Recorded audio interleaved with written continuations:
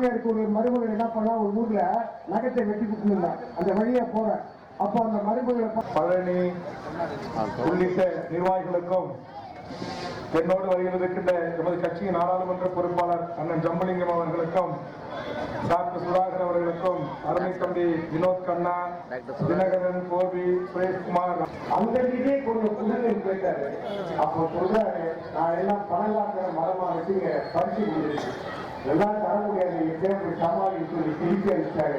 அந்த குடியல் நோய் வந்த நேரத்தில் பொங்கலுக்கு உங்களுக்கெல்லாம் 4000 ரூபாய் வழங்கிய ஆட்சிதான் நம் தளபதியார். கொடுத்தமா இல்லையாமா? எல்லாரும் 4000 ரூபாய் கொடுத்தமா? நீங்க வாங்க.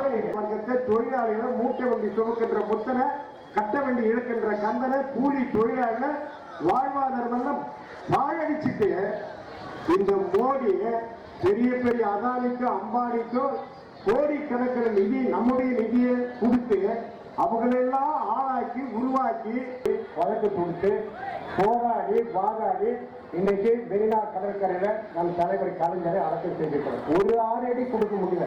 ஆனா வெளிச்சமே கிடையாது அடையாறுல.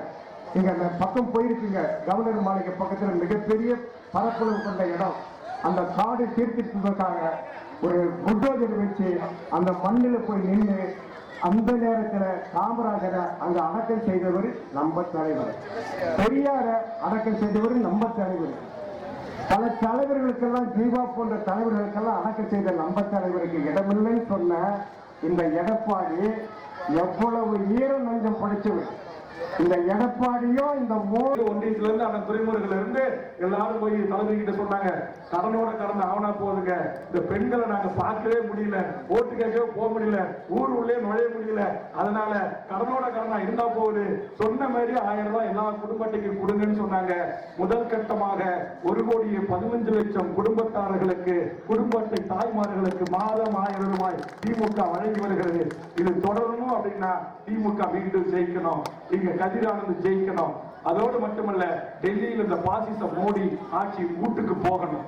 மதத்தின் மேலால சண்டை போடுறாரு, முஸ்லிம்களுக்கு நமக்கு சண்டை மூட்டி விடுறாரு, கிறிஸ்துவருக்கு நமக்கு சண்டை மூட்டி விடுறாரு. 5 லட்சம் போடுறாரு, போடல. நமக்கு ஒரு சாலை திட்டம் கிடையாது, ஒரு ரயில்வே திட்டம் கிடையாது.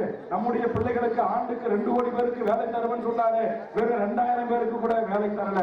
எல்லாவற்றிலும் நம்முடைய நேர்மை ஊழலற்ற ஆட்சி செய்கிறேன்னு சொன்னாரு. இன்னைக்கு உச்ச நீதிமன்றம் கீழி கிழிச்சிருக்கான். இங்க பத்திரிகை எல்லாம் டிவி படம் எடுத்துக்கிட்டு இருக்காங்க. நான் பொய்யா சொன்னா நாளைக்கு என்எஸ்டி ஜெயில போடலாம். இந்த 10 ஆண்டு காலத்துல மோடி ரைட் ராயல் அக்கவுண்ட்ல, பாரதிய ஜனதா என்கிற அந்த கட்சி அக்கவுண்ட்ல வாங்கிய commission, Ambani, Adani, real estate, எல்லா டோல்கேட் முதலாளி எல்லாருக்கிட்டையும், டிவிஎஸ் உள்பட, இங்க இருக்கிற ஸ்டெர்லைட் நிறுவனம் உள்பட எல்லாருக்கிட்டையும் வாங்கிய தொகை எவ்வளவு தெரியுமா? ஒரே கட்சி. எத்தனாயிரம் கோடி சொல்லுங்க? 10,000 கோடி. எத்தனாயிரம் கோடி? 10,000 கோடியை இந்திய நாட்டின் மக்களுடைய வரிப்பணத்தில் பெரும் முதலாளிகளுக்கு கான்ட்ராக்டும் பெரிய பெரிய திட்டங்களையும் துறைமுகங்களையும் ஏர்போர்ட்டுகளையும் தாரையிறப்பதற்கு அள்ளி கொடுத்த கமிஷன் தொகை 10,000 கோடி.